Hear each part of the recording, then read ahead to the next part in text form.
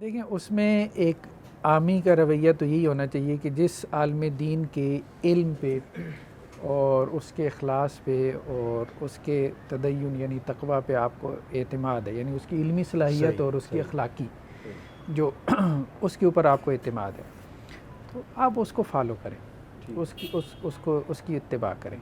عامی کے لیے تو یہی حکم ہے۔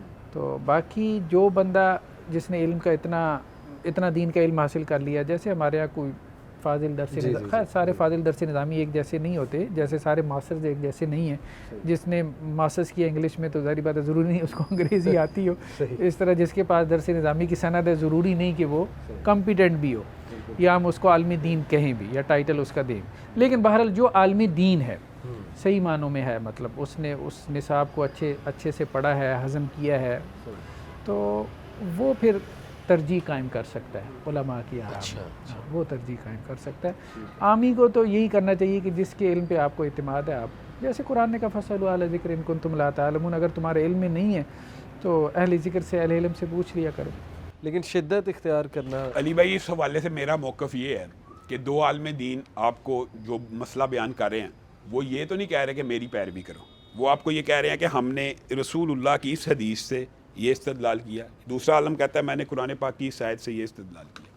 اصولی طور پہ شرعاً بھی یہی موقف ہے اور یہی صحابہ کا منہج ہے کہ جب دو صحابہ کا بھی اختلاف ہوا، اگر صحابہ کا بھی اختلاف ہوا تو کسی نے یہ نہیں کہا کہ دونوں کی مان لو، بلکہ یہ فیصلہ کیا گیا کہ کس کی رائے حدیث، نص اور وحی کے قریب تر ہے۔ بالکل صحیح۔ عام انسان کا بھی ہم یہ سمجھتے ہیں، یہ جو زبیر بھائی نے بات کی یہ بھی درست ہے اپنی حد تک۔ ایک عامی ہے، اس کا علم ہی نہیں، وہ دلائل کو پرکھ ہی نہیں سکتا، وہ دلائل تک پہنچ ہی نہیں سکتا، تو وہ کسی بھی عالم کو اگر وہ سمجھتا کہ یہ اللہ کے قریب کرنے والا ہے اور واقعی اپنے للہیت اور اخلاص سے فتویٰ دے رہا ہے، اس کی وہ بات مان سکتا ہے۔ لیکن عام انسان بھی، اب علم تو بہت پھیل چکا ہے، عام انسان بھی یہ ضرور جج کر سکتا ہے کہ امام البانی نے اس کا کیا نص کس بنیاد کے اوپر یہ فتویٰ دی۔ تو جب یہ بات آ جائے نا تو پھر ہمیشہ پیروی کس کی ہوگی؟ دلیل کی، اور اس کی دلائل صحابہ کی زندگی میں اتنے متعدد ہیں کہ آپ حیران رہ جائیں گے کہ صحابہ آپس میں اختلاف کرتے ہیں، اور جب بھی اختلاف ہوتا ہے تو کس کی طرف بات کو پھیر دیا جاتا ہے؟ رسول اللہ صلی اللہ علیہ وسلم کی حدیث آئی ہے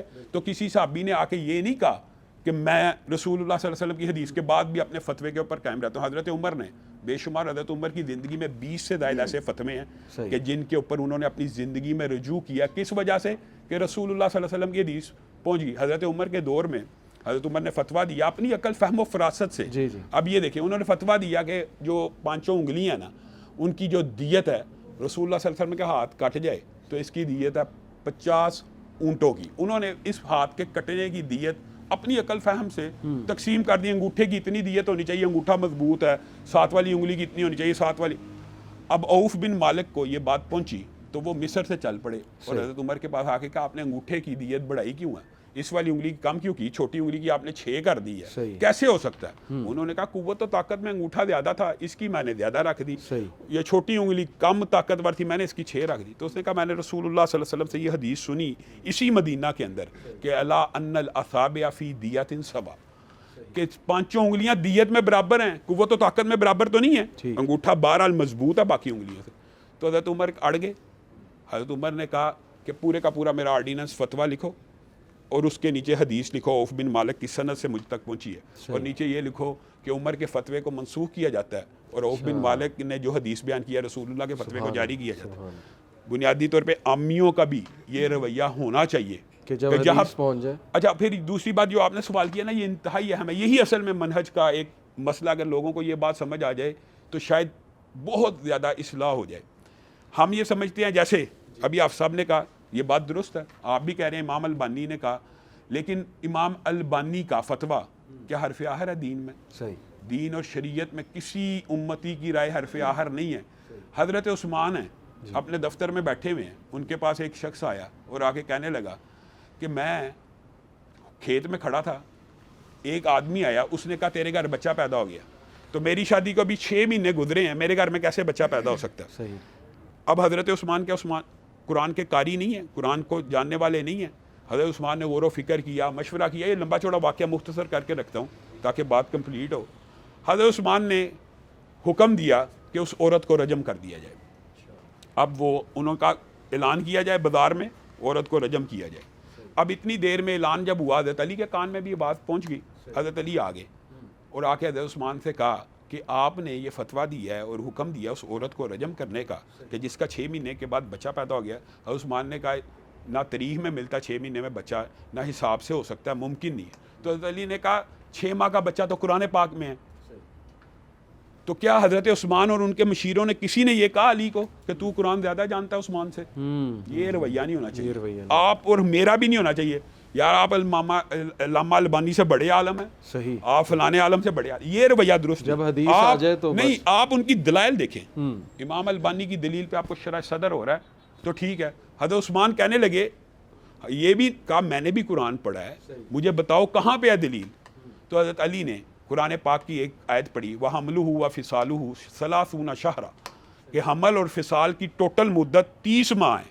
حضرت عثمان نے کہا ٹھیک ہے یہاں پہ تو 30 ماہ موجود ہے، اب 6 ماہ کا بچہ یہاں سے کیسے ثابت ہوتا ہے؟ حضرت علی نے دوسری جگہ سے قرآن پڑھا اور یہ صحیح اثر سے ثابت ہے، بیکی میں بھی موجود ہے، دیگر کتابوں میں بھی، اور یہ اثر بھی صحیح ہے. حضرت علی نے کہا دوسری جگہ قرآن پاک میں موجود ہے وَالْوَالِدَاتُ يُرْضِعْنَ أَوْلَادَهُنَّ حَوْلَيْنِ كَامِلَيْنِ لِمَنْ أَرَادَ أَن يُتِمَّ الرَّضَاعَ، کہ جو پوری مدت ارضاعت کرنا چاہتی ہے 2 سال پورے پلائے. اب 30 ماہ میں سے 2 سال نکالے جائیں 24 ماہ تو 6 ماہ ہی بچتے ہیں. تو حضرت عثمان بھی دوڑے اور ان کو حکم دیا اس عورت کو روکا جائے، رجم کرنے سے روکا جائے. حضرت عثمان بھی جا رہے ہیں، حضرت علی بھی جا رہے ہیں، اور وہاں پہ ایک عجیب منظر ہے کہ عورت کو زمین میں گاڑ دیا گیا ہے اور بس حد لگنے والی ہے. تو اعلان ہو رہا ہے کہ پتھر نہ مارے جائیں، اور عورت کے پاس اس کی بہن کھڑی ہے سگی، اور وہ رو رہی ہے اور کہہ رہی ہے کہ یعنی جیسے اس وقت تو وہ عورت جو سنسار ہو رہی ہے نا، وہ یہ کہہ رہی ہے کہ لا تبکی ولا تحزنی، تو غم نہ کر اور رو مت، میں قسم کھا کے کہتی ہوں مجھے میرے حامد کے علاوہ کسی نے نہیں چھوا. تو حضرت عثمان کی آنکھوں سے آنسو آ گئے، کہتا ہے یہ عورت نے سچ کہا.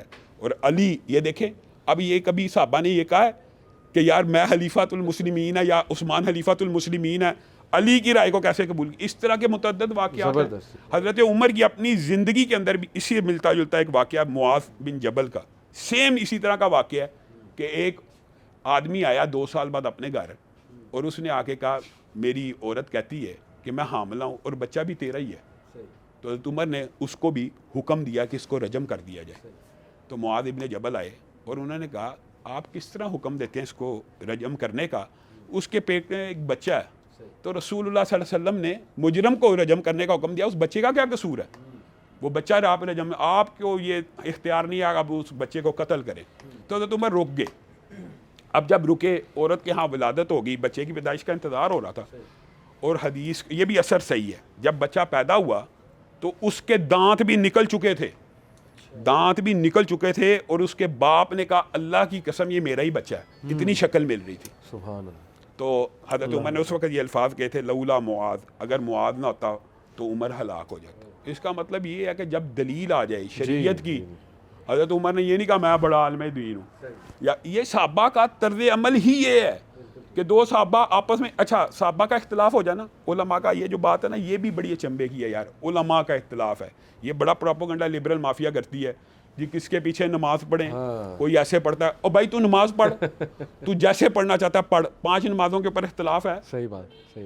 کوئی اختلاف یہ ہمارا نوجوان ابھی یواس میں میرا لیکچر تھا، وہاں سوال ہوا کہ سیکٹیرینزم بہت ہے، تو ہم کس کو، آپ کہہ رہے ہیں دین کی طرف آ جاؤ، دین کی طرف آ جاؤ، لیکن کون سا قرآن فالو کریں، کس دین کی طرف؟ یہ تو بہانہ ہی ہے نا، یہ ایکسکیوز اور یہ پروپیگنڈا. میں آپ کو ایک بات بتاتا ہوں، یہ جو اختلاف ہوتے ہیں نا، جتنے جس طرح کے آپ کہہ رہے ہیں، اس میں کوئی حرج کی بات نہیں. یہ انسان کے قلبی رجحانات بھی ہوتے ہیں، ملان بھی ہوتے ہیں، اور انسان کو اپنی مرضی کی دلیل کئی دفعہ زیادہ پسند آ جاتی ہے. علماء کے شاذ موقف ہوتے ہیں نا، کیا وہ جبر کرتے ہیں کہ اس کے اوپر عمل کرو؟